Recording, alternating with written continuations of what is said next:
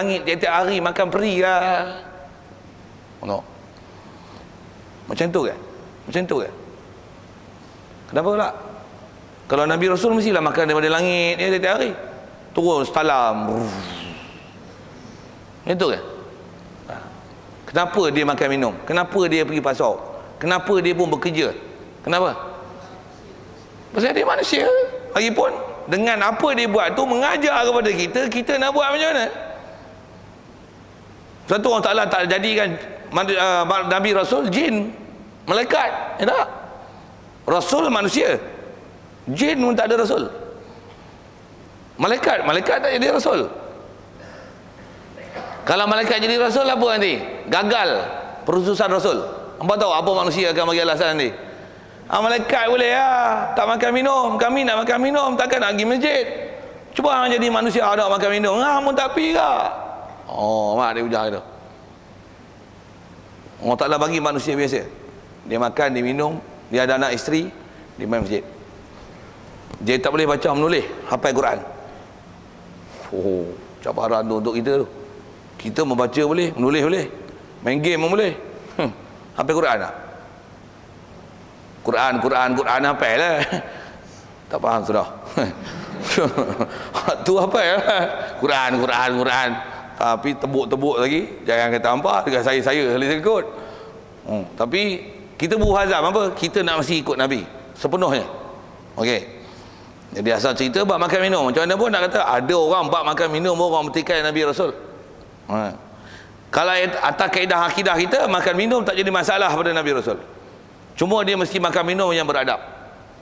Mesti dijaga. Di atas kita cari adab itu. Walaupun kita belajar dalam bab-bab fiqh, dalam bab-bab sunnah, mengikut ajaran Nabi ini, dalam bab-bab makan minum ni ada benda yang bukan istilahnya wajib. Walaupun istilahnya sunat, jangan tak tahu. Kita ikut dia tu, pahalanya cukup besar. Tambah pahala lah. Dan jangan tak tahu dengan kita ikut Nabi ni, dia punya kesan baik dia long term, masa panjang. Nabi buka puasa buah kurma tu ya. Kita kalau tak suka makan buah kurma, Ali pun nak makan kat buah kurma. Kita diasuh macam tu untuk kasih kepada Rasulullah.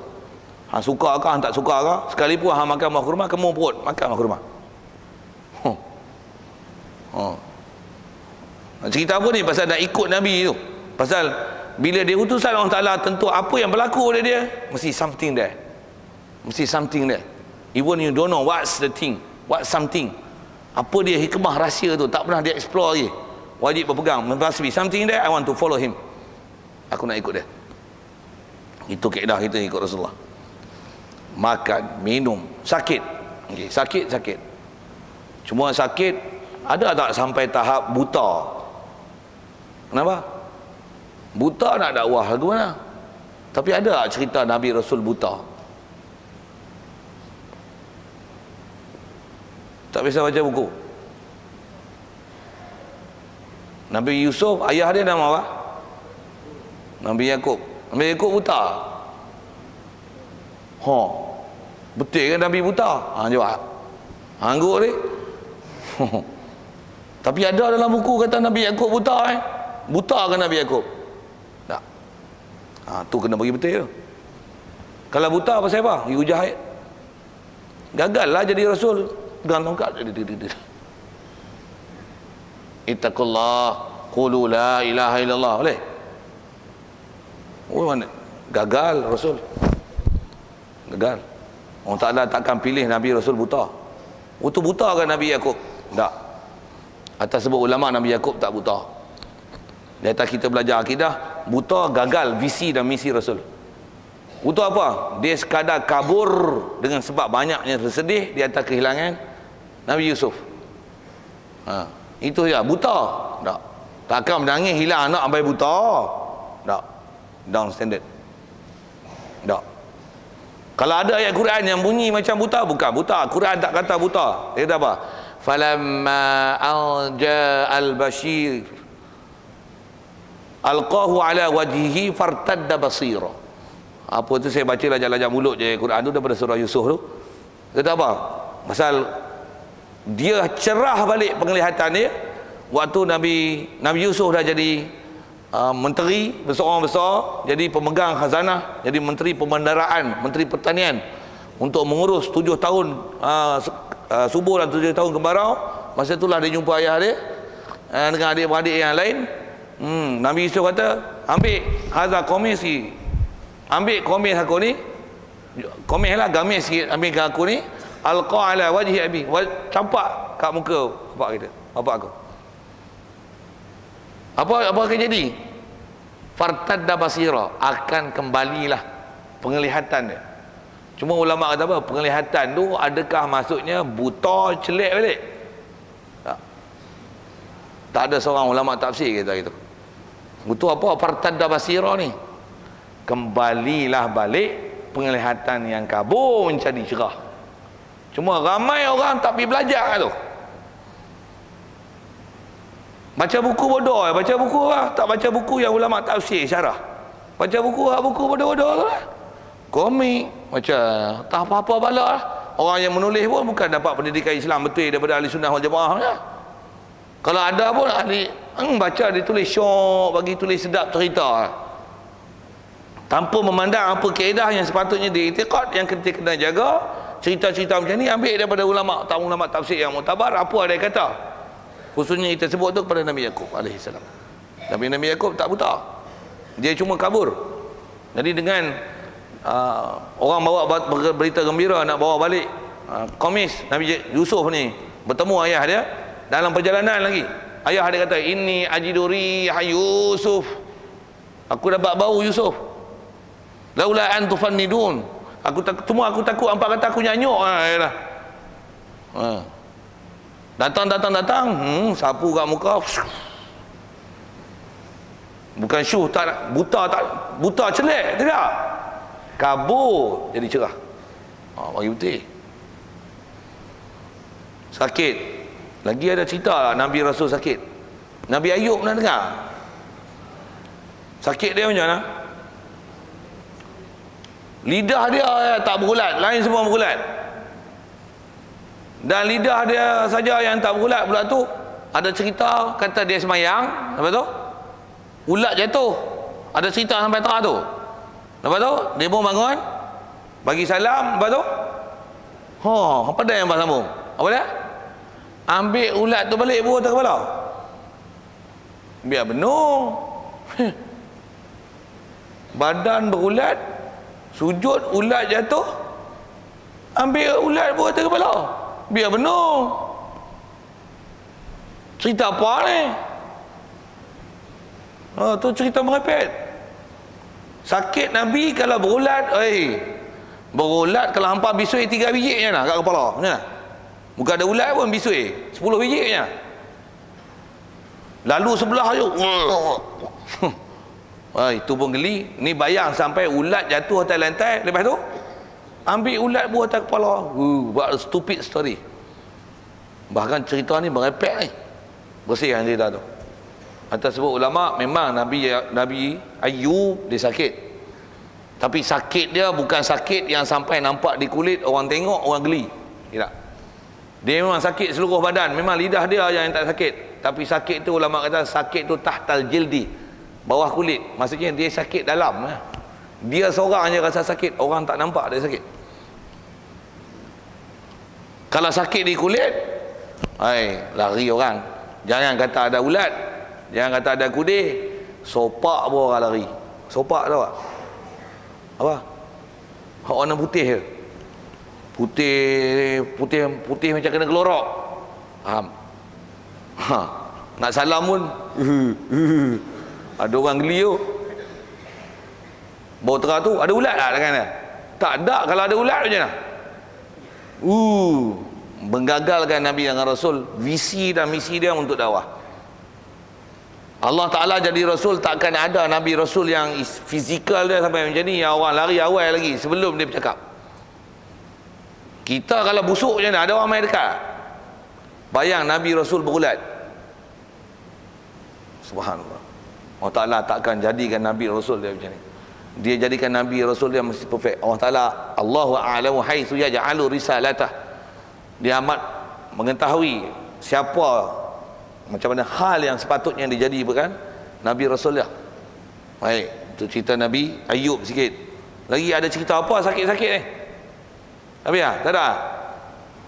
Ada cerita Nabi Musa pun sakit tak? Sakit apa?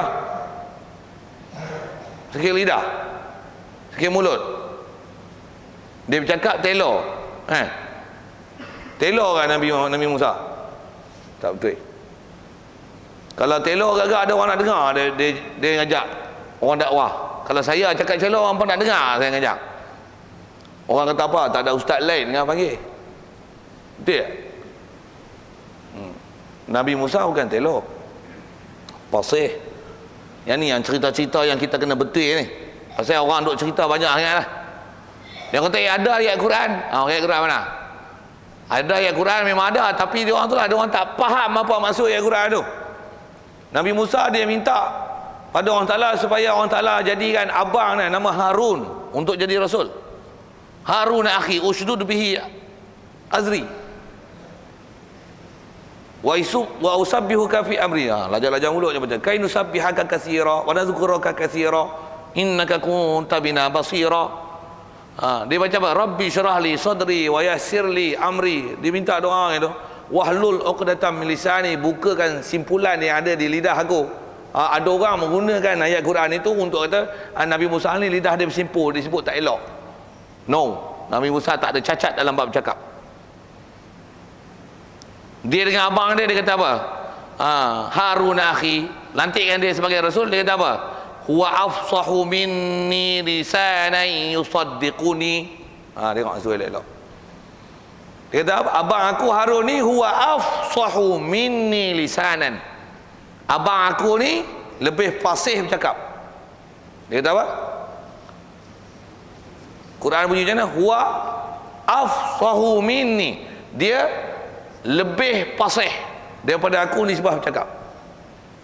Faham tak? Lebih fasih. Apa maksud lebih fasih? Peta. Baik, abang dia lebih fasih. Nabi Musa fasih tak? Mana tahu? Kaedah bahasa tu. Kalau saya kata, macam mana nak buat misal lah, ada kawan-kawan kita pun ada. Kalau saya kata ada seorang kawan kita gemuk, ni pun gemuk tak? Ni lebih gemuk, yang ni lebih gemuk, lagi gemuk, ni lebih gemuk, ni gemuk tak? Apa maksud lebih gemuk? Maksudnya hak ni gemuk, baru yang ni lebih gemuk. Lagi gemuk. Kalau yang ni gemuk, ni siapa? Kurui. Faham saya sebut apa ni? Kalau saya guna bahasa Inggeris, tengok, bahasa Melayu kan ada bodoh ke? Kita ambil bahasa Inggeris ke? Tengok hampa punya label bahasa Inggeris, tengok. Faham tak? Kalau ada dua person, this fellow is tall, taller. Bila yang ni taller, ni tall lah. Ni tall lah. Kalau this fella tall, bila tall, apa lawan dia? Short. Taller, apa lawan dia? Tall. Tall, taller, tallest. Betul? Short, shorter, shortest. Okey, saya bukan nak ajar tu. Saya nak ada short, opposite dia tall.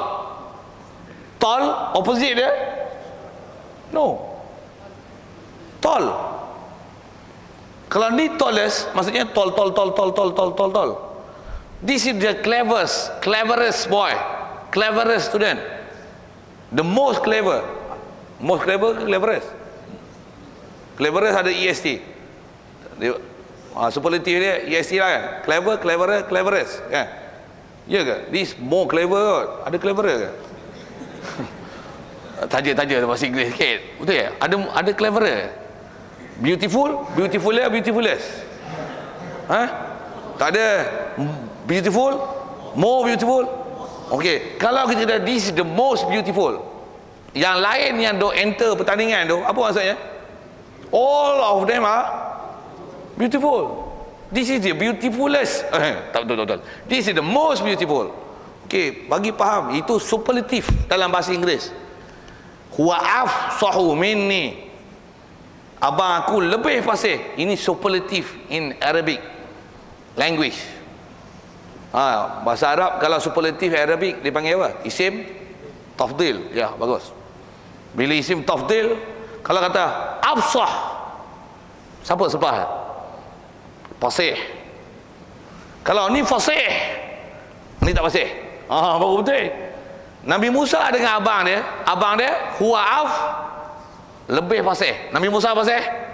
Nabi Musa nak banding dengan Firaun, nak banding dengan Bani Israel, nak banding dengan Qibti, nak banding seluruh orang Mesir. Nabi Musa paling fasih. Tapi banding dengan abang dia kalah. Dengan abang dia kalah. Bukan telur, tak betul. Bukan lidah pelat, tak betul. Pelat kalau masuk pencetus rumah menang tak? Tak tahu? Tak tahu sudah. Dia orang bukan jadi juri pun, bukan tahu apa. Okey. Pencetus rumah nanti dia kata sini.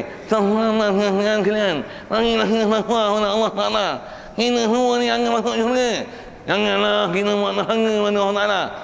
Agak-agak jadi johan tak? Pencetus rumah piu. Macam piu sahul. Cerita sikit piu. Menang. Menang apa? Tak masuk senarai. Tak masuk senarai nak jadi pencetus rumah. Tak layak, disqualified. Nabi Rasul macam tu ke? Oh, what a stupid fella like this. No, Nabi Musa bukan macam tu. Tapi berapa ramai ada orang kata Nabi Musa lidah dia cedera. Tak ada masalah lidah cedera. Tapi jangan kata dia telur, pelat, apa lagi? Tak pasih, cakap berbelit, apa saja. Tak. Cuma nak compare dengan abang dia kalah. Abang dia lagi pasih. Tapi abang dia still Nabi Rasul. Harun Nabi Rasul. Nabi Harun, Nabi Musa, dua-dua pasih. Tapi nak banding, memang abang dia more pasih. Pasih more fasiha kan. Fasihus. Compare, campur, combine kan bahasa Inggeris dengan bahasa Arab. Okey. Budak-budak ni cerdik tak apa, dia boleh faham. Orang lain tak tahu. Boleh faham tak kan? Boleh. Kita doakan untuk dia. Amin. Baik. Sikit ke Nabi Musa, saya nak cerita sakit, mustahil. Dia orang duk cerita pelik-pelik, yang salah tu macam mana? Itulah salah namanya. Antara puncanya apa? Suruh mengaji tak nak, suruh main masjid tak mau. Macam pandai belagak. Oh, sedap bubuh ayat itu. Kalau sekolah kebangsaan pun nampak biasa belajar macam ni kat sekolah apa? Tak ada lah. Tu dia hampa mengaji tak cukup lagi. Bab simple ni. Bab asas pengetahuan tentang Nabi dengan Rasul. Ada sampai SPM tak bisa dengar. Ada umur 60 pun hari ni lah baru dengar macam tu punya syarah. Tu dia. Nak mampus dah baru nak mengaji akidah. Tu pun tak faham lagi. Saja pun tak buah ayat kasar-kasar lagi tu. Tu pun muncul lah tak mampu lagi dah mengaji.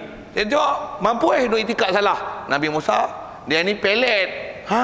Mampu dalam gua. Itikad silap. Sedangkan kemuliaan kena beri pada Nabi dengan Rasul. Jadi jangan ada apa-apa yang menjatuhkan martabat dah.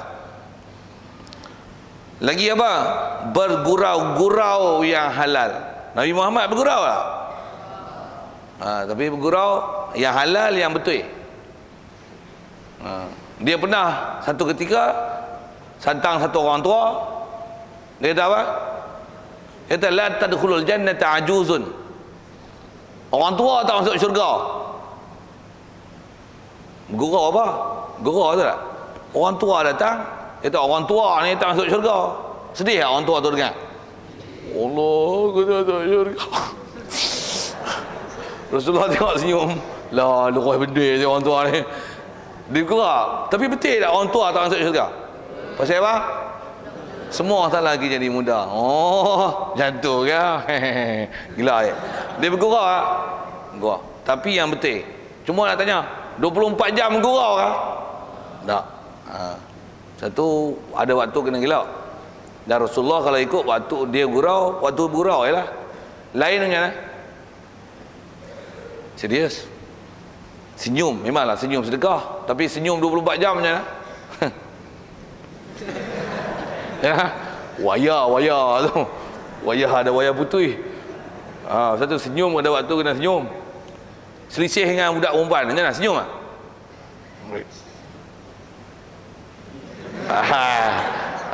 Itu lain tu. Tu hang mengaji tak jadi mengaji, tak jadi. Dia benda yang tak ada kaitan dengan kita, tapi senyum buat apa? Sehari senyum enggak sakit urat. Senyum. Dia senyum kat aku lah. Wow apa? Itu punca hang tak boleh mengaji. Punca hang buat maksiat. Hang pula ada nombor telefon, Facebook, WhatsApp lah. Tu add friend lah. Friend request. Confirm tak confirm? Okay. Betul ya. Okey. Itu sikit tu nak cerita apa? Senyum. Jadi ada tempat kita senyum, ada tempat tak boleh senyum. Ada tempat macam kita duk ngaji ni, saya berseluruh sampai-sampai tu, okey boleh senyum. Tapi tiba-tiba tengok sister in Islam, dia minta apa? Ada bawa-bawa ni dia minta apa? Sister Islam. Dia minta kebebasan beragama, dia minta jangan suruh pakai tudung. Orang perempuan yang tukar jantina, orang jantan yang tukar jadi betina. Kita tak apa. Bingung. Itu sister Islam, aku jadi brother Islam orang tahu. Dia minta hak-hak bodoh-bodoh itu. Boleh senyum kan tu? Tak boleh. Kalau jumpa depan mata nampak lagi. Patutnya serius. Sekiranya saya nak sebut tahu mana ni? Kita ada babak dalam tambah babak agama. Babak akidah yang menyebabkan kufur, yang menyebabkan yang ni istilahnya mendown standardkan Islam. Dia koyak Quran, dia pijak Quran. Macam mana? Kau pijak Quran over my dead body, you know? Nampak ni? Aku mati tak apa, tapi jangan pijak Quran. Hang pijak aku tak apa, tapi jangan pijak Quran. Tapi hang nak pijak aku, try tengok lu. Tu baru best. Berani? Ada berani? Senyum ni apa? Ada berani? Sepatutnya kena berani macam tu. Bilal bin Rabah macam mana? Sanggup kena siksa apa? Siksa. Janji aku tak ubah akidah aku. Tahan tu. Ini bagi gaji sikit. Gaji 3,000 tapi kepiah tak boleh pakai. Kena pakai tali leher. Sembayang Jumaat tak boleh pergi. Apa kerja macam tu? Tak kerja lagi tak apa, esok tengok. Nak cerita apa ni? Tu ya Rasul dia ajar prinsip ni kat kita supaya kita bertegah dengan apa benda yang sepatutnya. Macam mana pun nak sebut, dia bergurau tapi dia tak bergurau sampai 24 jam gelak je. Tu program Raja Lawak tu boleh tak buat sepatutnya? Tak boleh. Pasal haram saja-saja menggelakkan orang. Boleh. Tu gelak benda yang tak dapat tidak. Sekadar orang kata untuk ada unsur funny sikit lah kan. Lagi sikit lah. Yang tu je lah. Tapi yang serius pula lagi dia kerah yang tu lah. Dia kerah pula. Jadi gelak je. Okay. Sudah lah. Dekat tu lah. Tapi takkan nak gelak 24 jam. Sikit ke situ. Nak sebut apa ni? Tambah Nabi dengan Rasul. Cuma sekali yang sebut. Satu, kita nak tengok ni orang yang contoh selalunya yang dekat dengan Nabi Rasul siapa? Tu yang kena cari tutup guru dari ulama. Satu, kita nak cari tu zaman lah ni memang susah lah nak cari. Nak cari ustaz-ustaz yang betul-betul pure punya yang ikut Nabi pun susah. Saya sendiri pun nak mengaku malu terbaik muka. Tera kita lah apa yang ada. Nak compare dengan ulama dulu jauh lah kita. Kalau kita tengok orang soleh tu memang dia ni takwa, hati dia sentiasa ingat Allah Ta'ala. Kita tengok dia pun kita jatuh hati lah. Tengok dah. Masya Allah. Tengok akhlak dia pun. Tengok dia pun kita jatuh hati dah. Masya Allah. Tengok dia. Tengok tu pun kita dah seronok tengok. Rasulullah. Orang yang beriman tengok Rasulullah semua jatuh hati kat dia. Baik. Begitu juga dan lain-lain daripada perkara sifat manusia yang tidak mengurangkan martabat mereka itu yang maha tinggi. Dia punya prinsip macam ni. Satu, kalau kita dengar ada pelik-pelik Nabi Rasul buat benda yang istilahnya dosa, kita dah bicara dulu. Yang ni kalau tak dosa sekalipun, Kalau benda tu istilahnya boleh down standard kan dia, jatuhkan martabat dia, tidak. Okay, soal dah. Nabi Rasul ni betul tak kalau ada orang faham macam ni? Nabi Rasul ni bila dia jadi Nabi baru dia baik. Sebelum tu dia pun rock juga. Itu kan? Dengar elok. Berikut kaedah ahli sunnah wal jamaah, wajib i'tiqad Allah Ta'ala dia pelihara Nabi-Nabi dan Rasul dia sejak pada lahir. Walaupun lahir, even tak ada no father and mother. Maksudnya mana boleh no father and mother? Mother yang mother lah, tapi maksudnya mati kecil, dibesarkan dalam yatim piatu, tapi akhlak dia orang best. Agak-agak tengok soal lagi. Nabi-Nabi Rasul ni agak-agak mak dengan ayah dia ada yang masuk neraka.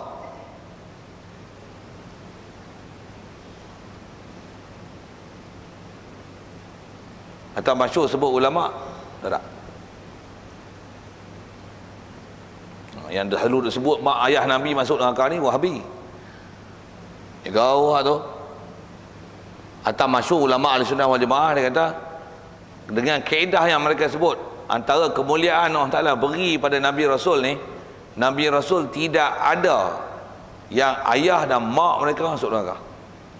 Sekalipun mereka tu istilahnya tak beriman, dari segi kategori apa yang telah dibahas oleh ulama Ahlussunnah wal Jamaah, mereka ni kalau hidup pun zaman tu mereka tak ada Nabi, tak ada Rasul, istilahnya tak sampai seruan Islam. Kalau dia mati sekalipun sebah bahala katalah gitu, tapi mereka ni bukan ahli neraka. Pasal apa? Pasal mereka tak sampai seruan Islam. Orang macam ni mengikut kaedah ahli sunnah wal jamaah, mereka diistilahkan sebagai ahli fatrah. Semua mak dengan ayah Nabi dan Rasul-Rasul adalah ahli fatrah,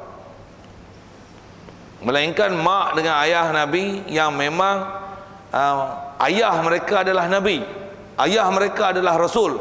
Tu memang bagus-bagus lah. Adapun Nabi-Nabi yang mak ayah dia bukan Nabi, bukan Rasul, memang golibnya orang Ta'ala jadikan ayah mereka mati masa mereka masih kecil ataupun dalam kandungan. Mak pun mak akan mati dalam umur mereka, dalam mereka masih kecil. Antaranya yang dekat pada Nabi kita Muhammad sallallahu alaihi wasallam. Walaupun begitu akhlak dia baik. Baik, kenapa Allah Ta'ala jadikan Nabi-Nabi Rasul macam tu? Pasal walaupun dia manusia biasa, tapi itu adalah perkara yang tak mendown standardkan dia. Dan kalau andai katalah mak bapak dia masuk neraka, isu-isu dia orang hujah-hujah tu yang kena jawab tu, dan kena mengaji elok. Macam mana nak jawab pahaman-pahaman Wahabi yang sesat tu? Apa saya nak sebut ialah, kalau mak ayah Nabi masuk neraka, nanti orang-orang kafir kata apa tau?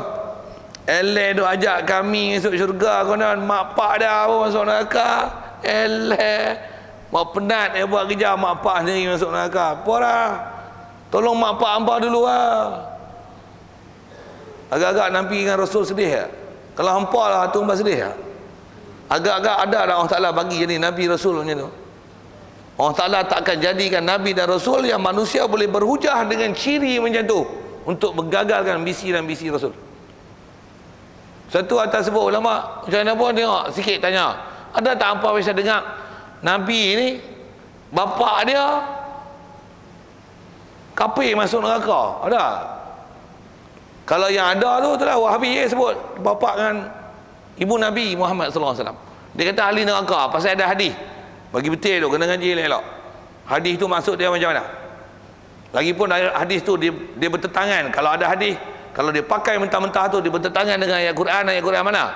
Wa ma kunna mu'adzibina hatta nab'asa rasulah. Tu ayat Quran tu. Allah Ta'ala kata apa? Kami tidak akan azab sesuatu umat, sesuatu manusia, satu-satu kaum. Wa ma kunna mu'adzibin, kami tak akan jadi orang yang mengazab hatta nab'asa rasulah, sehingga kami hantar rasul.